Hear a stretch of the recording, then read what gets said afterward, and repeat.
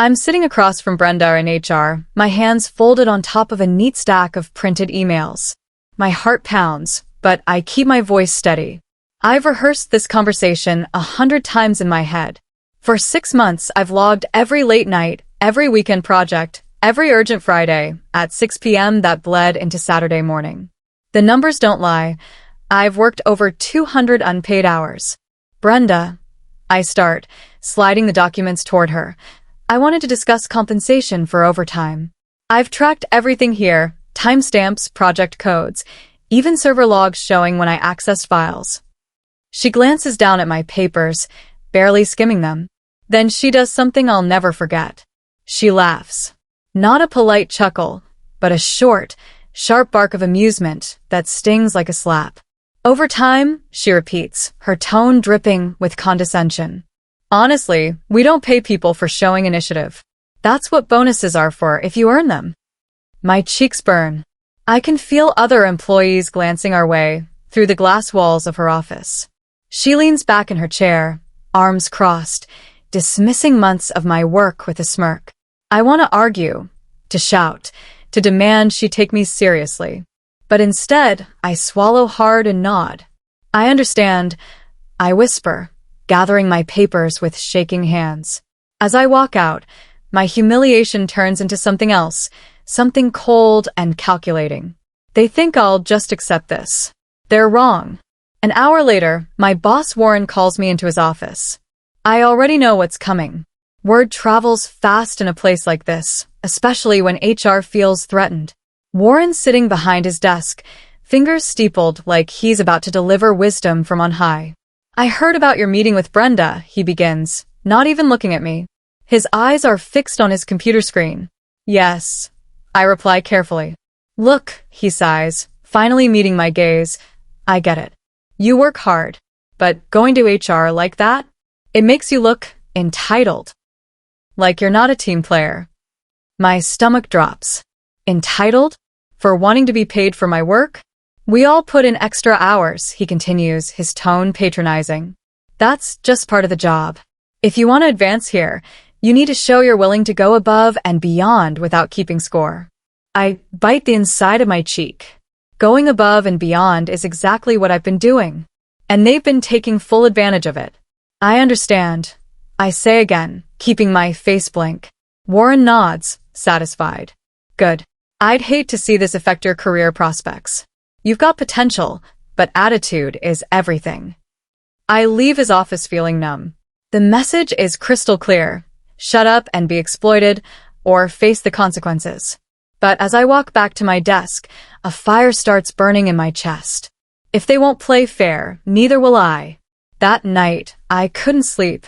I'm furious, shaking with anger even hours after I've left the office. So I do what I always do when I need clarity. I organize.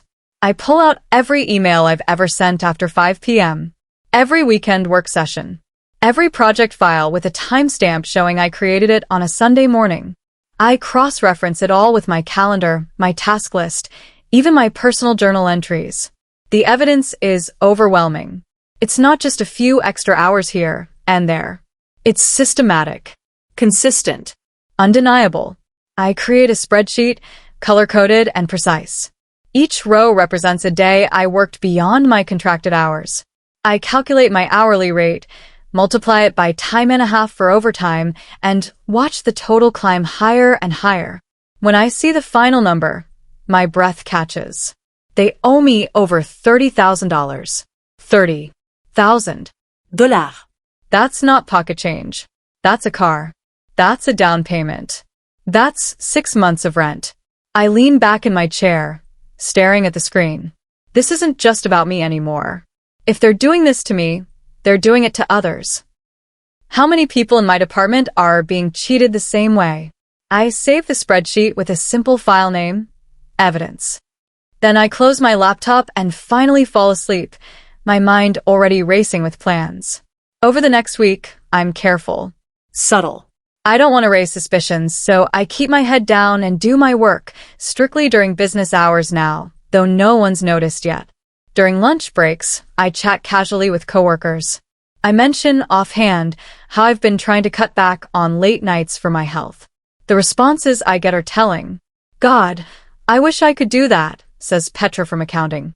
But if I don't answer emails at night, Warren gets passive-aggressive the next day. Tobias from logistics admits he worked all last weekend to finish a client presentation. No overtime, obviously, he adds with a bitter laugh. Even quiet Damon, who never complains about anything, confesses he's logged over 100 unpaid hours in the last 3 months alone. I listen, igjen det, I sympatös. And I take mental notes. This isn't isolated. It's not just Warren's department or just my team. This is company-wide, systematic wage theft. That evening, I expanded my spreadsheet. I create new columns for my coworkers, anonymous for now, just in case. I estimate their unpaid hours based on what they've told me and what I've observed. The numbers are staggering. If my calculations are even close to accurate, the company owes hundreds of thousands of dollars in unpaid overtime across multiple departments. I sit back, my heart pounding with a mix of rage and determination. They've been stealing from all of us, and they've been getting away with it because no one had the courage or the evidence to fight back. Until now. I won't quit. That's what they'd expect, and I won't give them the satisfaction. Instead, I scheduled a meeting with both Warren and Brenda. The email I sent is professional, almost cheerful. Hi both. Just wanted to touch base about workload management and our expectations moving forward. When I walk into the conference room, they're already seated, looking mildly annoyed at the interruption to their day. Thanks for meeting with me. I begin, keeping my voice calm. I've been thinking about our previous conversation, and I wanted to clarify my understanding of company policy. Brenda's eyes narrow slightly, but she nods. Since overtime isn't compensated, I continue. I'll be working strictly within my contracted hours, 9 to 5, Monday through Friday. I wanted to make sure we're all on the same page about priorities, so I can manage my workload accordingly. There's a beat of silence. Then Warren leans back, that same condescending smile playing on his lips. Well, that's certainly your choice, he says slowly. Though I'd caution you that it might impact how we evaluate your commitment during review periods. Brenda nods in agreement, her expression smug. They think I'm surrendering. They think I'm just making a small, powerless gesture of protest that won't actually change anything. I understand, I say sweetly. I just wanted to be transparent. As I leave, I catch them exchanging a look, almost amused, definitely dismissive. Perfect. Let them underestimate me. The next day at 4:58 p.m., I save my work, close my laptop, and stand up. A coworker glances at me, surprised. Heading out early, she asks. No. I reply with a smile. Right on time. At exactly 5 p.m., I log out of all systems and walk out the door. My phone buzzes almost immediately. It's Warren. Need you to finish the redstone analysis before end of day. I silence my phone and keep walking. The next morning, I arrived at 9 a.m. sharp. Warren's already at my desk, looking irritated. Did you see my message last night? He demands. I did. I replied calmly, setting down my coffee. But I'd logged off for the day. It's my first priority this morning, though. His jaw tightens, but he can't say anything. I'm following my contract to the letter. Over the next 2 weeks, I executed my plan flawlessly. Every day at 5 p.m., I stop, even mid-email, even mid-task. My auto-reply goes up. I have logged off for the day. This will be my first priority tomorrow morning. Projects start to slow. Deadlines get tight. Warren sends increasingly frantic after-hours messages that go unanswered until the next business day. I watch it all unfold with quiet satisfaction. They built their whole operation on stolen labor. Now they're seeing what happens when just one person refuses to be stolen from. My performance review comes 3 weeks later, and it's brutal. Warren sits across from me, sliding a document across the table. The ratings are terrible, all 2s and 3s out of 5. Lack of commitment, he reads aloud. Poor team spirit. Inability to meet department expectations. I scan the review, my heart sinking despite expecting this. He's building a case.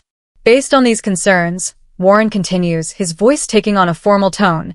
We're placing you on a performance improvement plan. You'll have 60 days to demonstrate significant improvement in these areas. A PIP, the corporate kiss of death. It's a documented path to firing someone while covering the company's legal bases. What specific metrics are you looking for? I ask, keeping my voice level. He waves a hand vaguely. Better responsiveness. More flexibility. A return to the dedication you showed when you first started here. Translation. Go back to working unpaid overtime, or we'll fire you. I sign the PIP paperwork with a steady hand, but inside, I'm seething. They're retaliating against me for refusing to be exploited. They're punishing me for standing up for myself. But they've just made a critical mistake. Now I have documentation of their retaliation. And that's going to matter very soon. That night, I updated my evidence file with scanned copies of the PIP documents. Then I open my laptop and start researching employment lawyers. 2 days later, I'm at my desk when Damon appears beside me. Quiet, unassuming Damon who's worked here for 12 years and barely says 2 words in meetings. Can I talk to you? He asks, his voice low. Privately? We end up in a coffee shop 3 blocks away. Damon slides a small USB drive across the table. I've been watching you, he says quietly. The way you've been standing up to them. I think you're brave. I pick up the drive, turning it over in my hand. What's this? Data, he replies. I've been collecting it for years.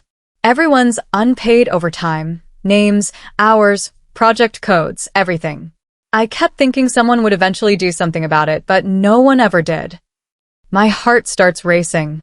Why are you giving this to me?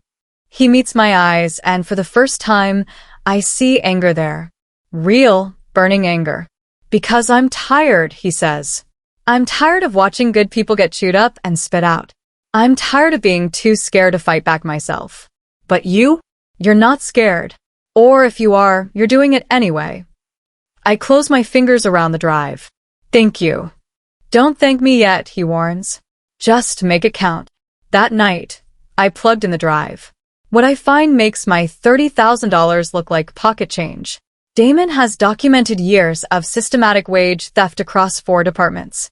Hundreds of employees. Millions of dollars. I stare at the screen, my mind racing. This is bigger than I imagined. Much bigger. For days, I've been drowning in data. Spreadsheets, logs, emails, it's overwhelming. Manually processing all of this would take months, maybe years.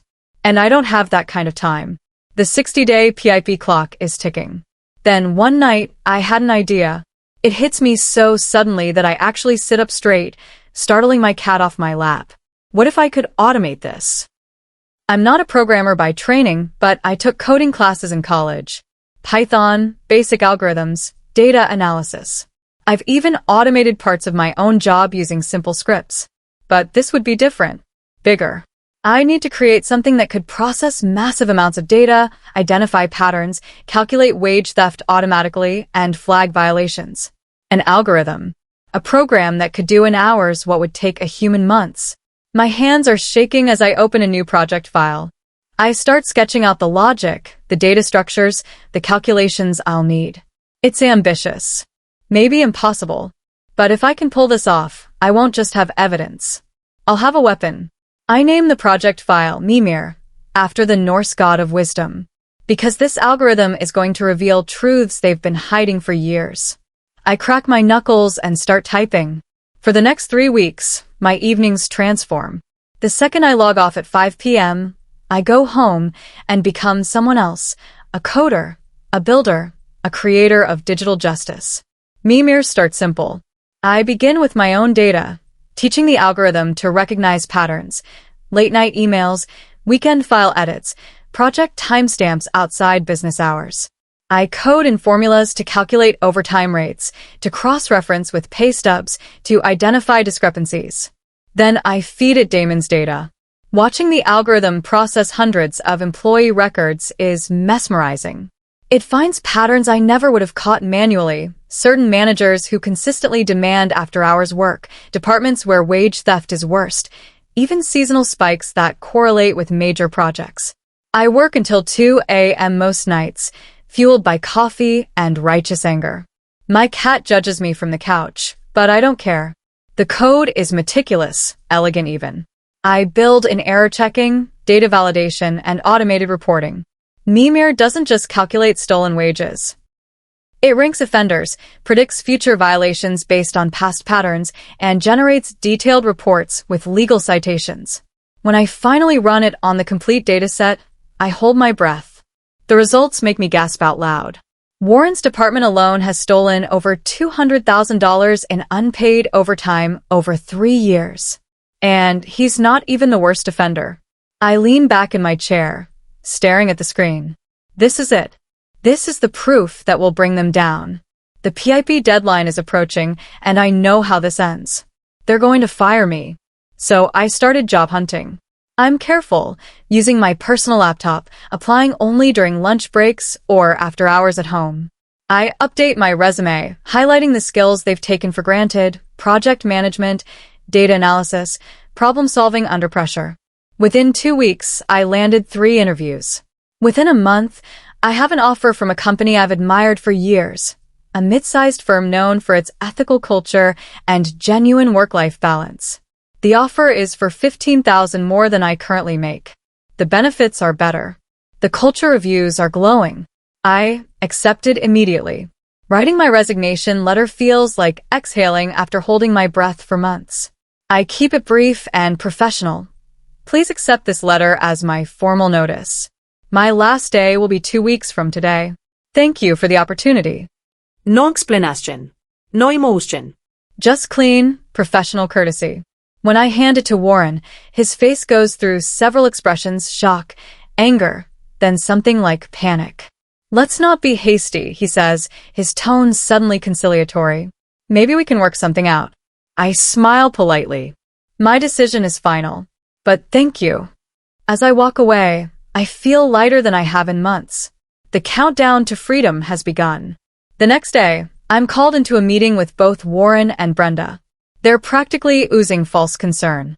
We were hasty with the PIP, Brenda begins, her smile tight. We'd like to revisit that decision. Warren nods eagerly. And your overtime concerns? We could look into that. Maybe find some compensation. I almost laughed. Now they care? Now, when I'm leaving and taking my institutional knowledge with me. We really value you, Brenda continues. We'd hate to lose you over a misunderstanding. The word misunderstanding nearly breaks my composure. 6 months of stolen labor isn't a misunderstanding. It's theft. I appreciate that, I say carefully, but I've already accepted another position.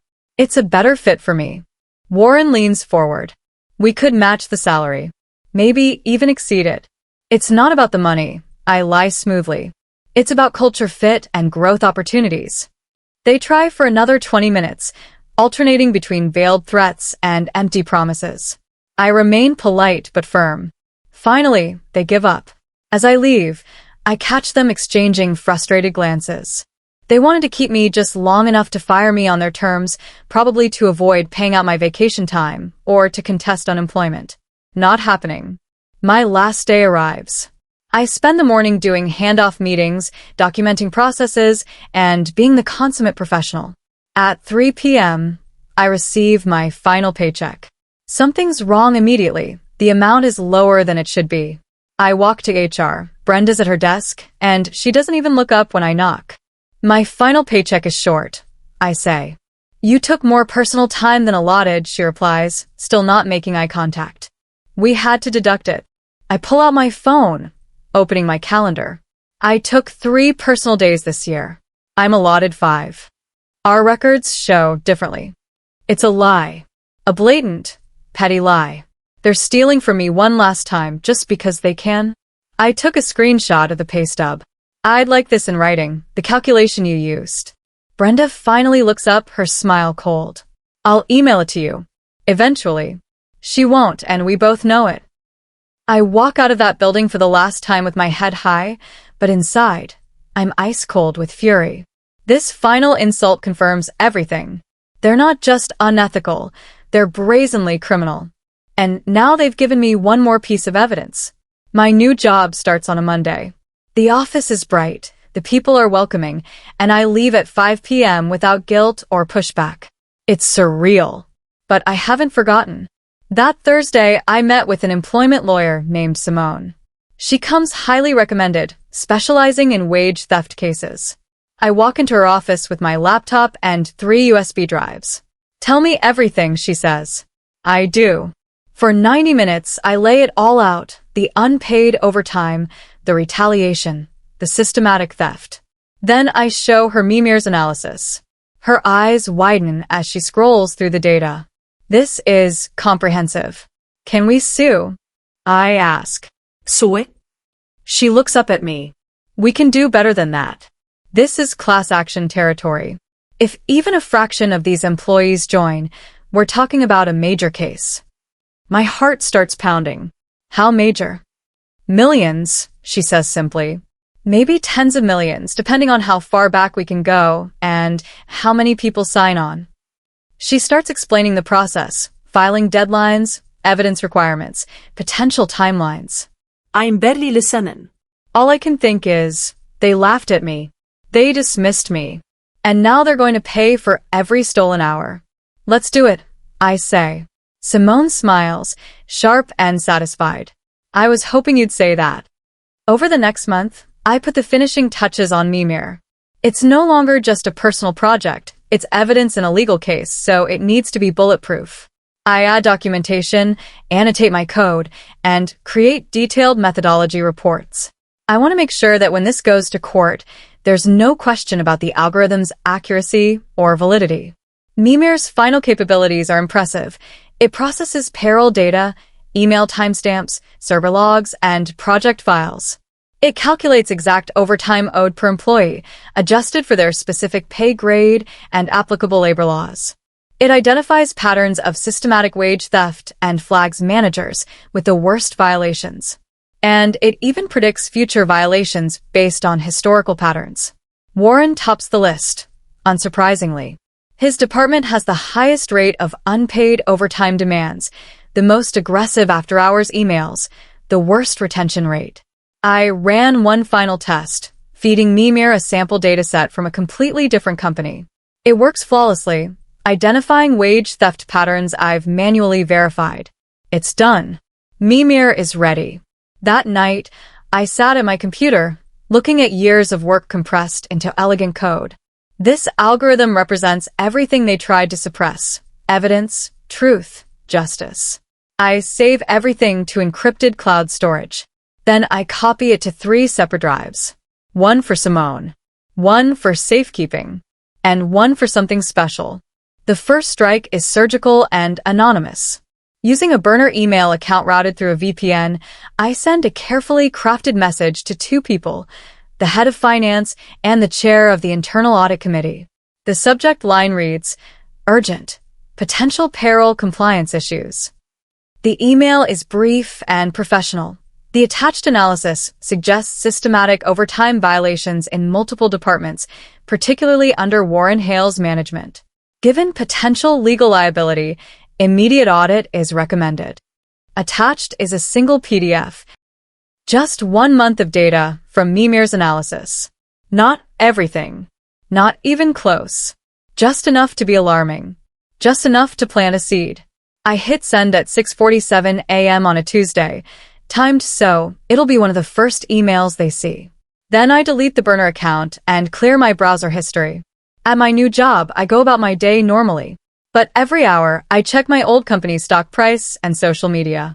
Nothing unusual yet. Then, at 2 p.m., Damon texts me. Something's happening. Finance people everywhere. Brenda looks scared. I allow myself a small smile. The seed has sprouted. Within 48 hours, my old company launches an internal audit. According to Damon, who's become my inside source, the finance head personally ordered a comprehensive review of payroll practices and hour tracking for Warren's entire department. Brenda is ordered to provide all records, timesheets, pay stubs, email logs, everything. She's apparently panicking, rushing around HR with her assistant, pulling files and trying to get ahead of whatever's coming. Warren, meanwhile, is doing damage control. He's suddenly very concerned about documentation and proper procedures. He holds a department meeting about accurate time reporting that Damon says was clearly scripted by legal. Too little, too late. The audit team works methodically, interviewing employees, cross-referencing records, looking for discrepancies. Several people mention unpaid overtime in their interviews. One brave soul even shows the auditors her personal log of after-hours work. The walls are closing in. From the safety of my new office, I watch it unfold like a distant storm. I'm untouchable now, protected by physical distance and legal representation. But I'm not done. Not even close. 1 week into the internal audit, I sent a second email. This time, the attachment is much larger, a comprehensive 6-month analysis from Mimir showing systematic wage theft across 4 departments. The data is undeniable. Patterns of after-hours demands, correlation between unpaid overtime and certain managers, even evidence that HR was aware and chose not to act. Brenda's department is specifically implicated. Email chains show employees reporting overtime issues to HR and being dismissed or discouraged. There's even a memo from Brenda herself instructing managers that initiative and dedication are not compensable. I send it to the same finance head and audit chair, but I also copy the general counsel. The subject line: additional evidence, systematic wage theft, and HR complicity. This time, I don't have to wait long for a reaction. By noon, Damon texts, emergency executive meeting. Brenda was just escorted to legal. Warren's freaking out. By the end of day, they've suspended Warren. Pending investigation. I lean back in my chair, exhaling slowly. It's happening. After months of being dismissed and belittled, the truth is finally coming out. And I'm just getting started. That evening, I called Damon using an encrypted app. We need to talk about strategy. The audit team needs to hear from someone internal, I tell him. Someone currently employed who can corroborate what the data shows. You want me to come forward? His voice is uncertain. Anonymously, I clarify. The audit committee has a whistleblower hotline. You call, report what you know, mention that you've been documenting for years. You don't have to reveal your identity if you don't want to. There's a long pause. Then, what if they figure out it's me? They can't retaliate against whistleblowers. It's illegal. And besides, you'd have documentation of the retaliation itself. Another pause. Okay, I'll do it. Thank you, I say quietly. You're helping a lot of people. 2 days later, Damon makes the call. He provides his data to the audit committee, explaining how he'd been collecting evidence for years, too afraid to act but hoping someone eventually would. The auditors are apparently stunned by the depth and detail of his records. Combined with Mimir's analysis, they now have both algorithmic evidence and human testimony. The case against Warren and Brenda becomes airtight. The dominoes fell faster than I expected. Warren is fired within a week. The official statement says gross mismanagement and violations of company policy and labor law. His office is cleaned out overnight. Brenda is given a choice: resign quietly or be terminated. She chooses resignation. The company announces she's pursuing other opportunities. A new head of HR is brought in from outside, someone with a reputation for compliance and ethics. The new VP of Warren's department is promoted from within. It's Petra, the woman from accounting who confided in me months ago. Company-wide emails go out announcing renewed commitment to workplace culture and legal compliance. Town halls are scheduled. Consultants are hired. But the employees aren't buying the reassurances. Too many people have been burned. Trust is broken. Then, exactly as Simone predicted, the news breaks publicly. A major law firm announces a class action lawsuit against the company on behalf of current and former employees for systematic wage theft. The press release includes enough specifics to make it clear this isn't frivolous. This is serious. The story hits the business press within hours. Tech company faces massive wage theft lawsuit. Former employees allege millions in unpaid overtime. The stock price drops 7% in a single day. I read the news coverage from my new office, sipping coffee, feeling a sense of satisfaction so deep it's almost peaceful. They laughed at me, Now the whole world is watching them squirm. The class action moves fast. Within weeks, hundreds of current and former employees sign on as plaintiffs. The evidence is overwhelming. Not just Mimir's analysis, but testimony after testimony of employees forced to work unpaid hours under threat of retaliation. The company's legal team tries to fight it. They argue the employees were salaried exempt and therefore not entitled to overtime. But Simone tears that argument apart. Many of the affected employees didn't meet the legal criteria for exempt status, and even those who did have protections against systematic abuse. They try to claim the overtime was voluntary. But the evidence shows clear patterns of coercion, implicit and explicit threats to career advancement for those who refuse to work extra hours. They try to settle quickly and quietly with individual plaintiffs. But Simone blocks it, arguing for class-wide resolution. Finally, 6 months after I first sat across from Brenda in HR, the company capitulates. They agree to settle for $47 million, distributed among the class members based on documented unpaid hours. But the money isn't even the most important part. The settlement includes a consent decree, a court-ordered mandate that the company implement permanent, transparent, automated payroll compliance systems to ensure this never happens again. They have to fix the system itself. And that's when things get really interesting. The company puts out a request for proposal for a new payroll compliance system. They need something sophisticated, automated, able to track and flag potential overtime violations in real time across the entire organization.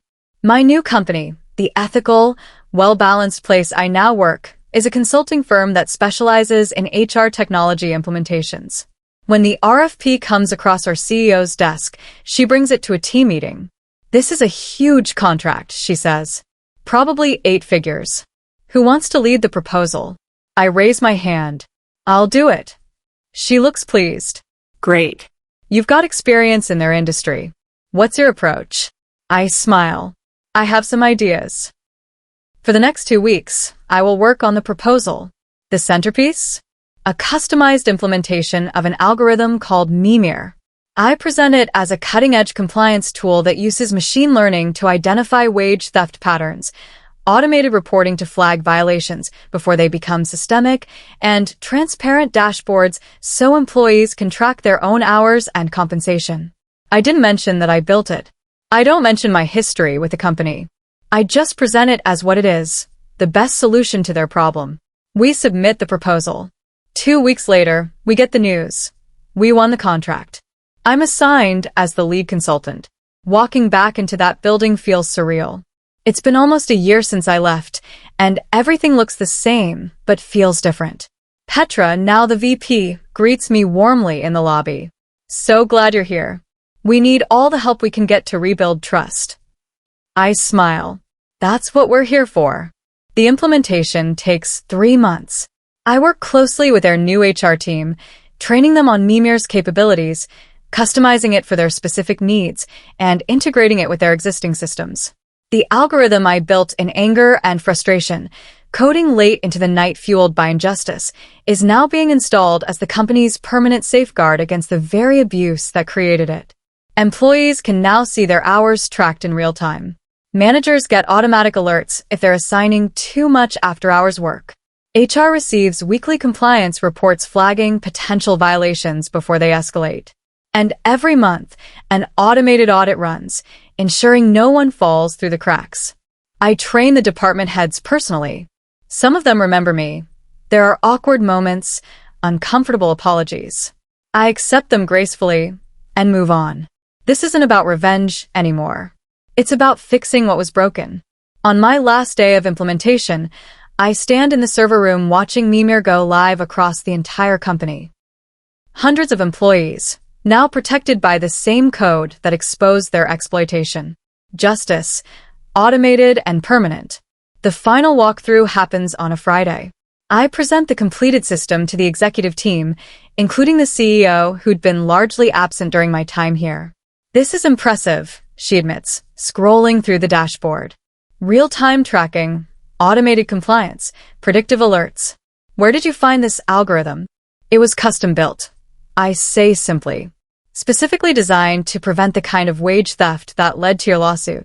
She nods, not really paying attention to the deeper irony. Petra, however, catches my eye. She knows.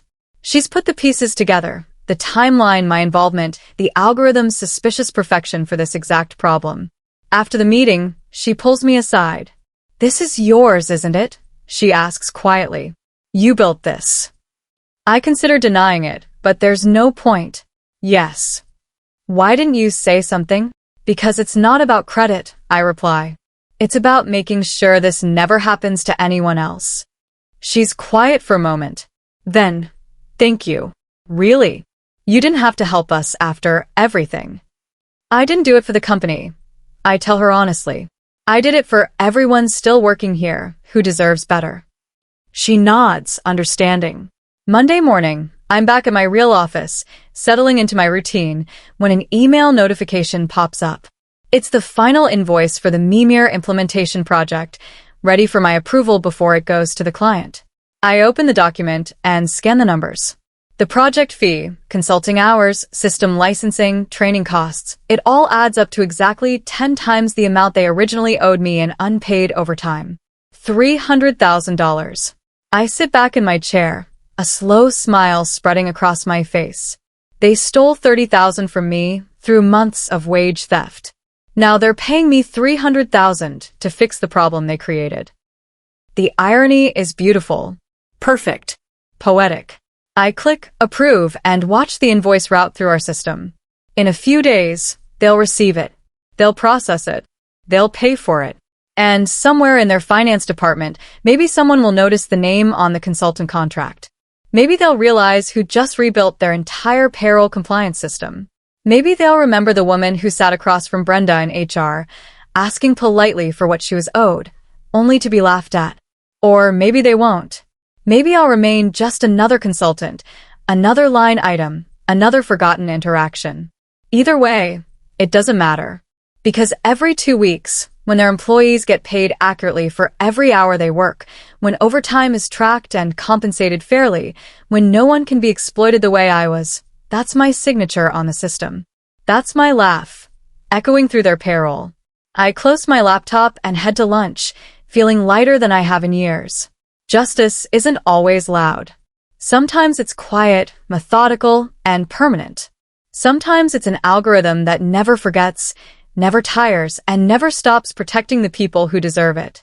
And sometimes, just sometimes, it pays exactly what it owes, with interest.